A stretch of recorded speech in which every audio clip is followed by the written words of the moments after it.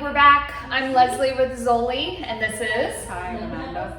And now we are going to do our rolling like a ball. So we already went through the half roll back, and that's a great replacement for this exercise.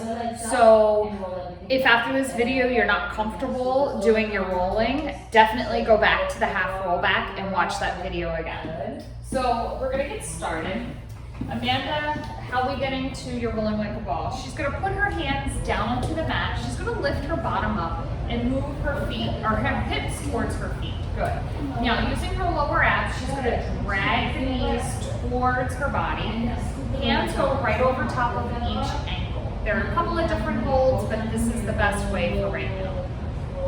Her head is diving between her knees, so you can see we're trying to round. A ball is round. We want to make this as round as possible.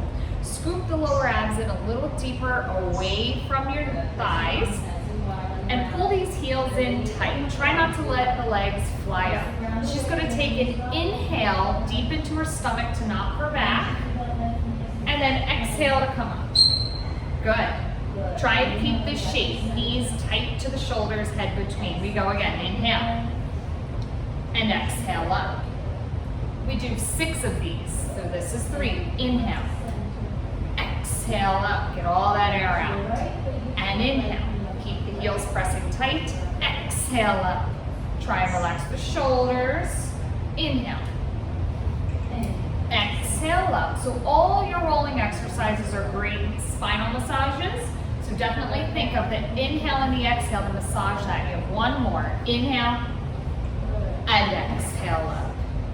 Good, and then to get out of it, she puts her hands down, lifts her hips up, and moves back to roll all the way back. And that's your rolling like a ball.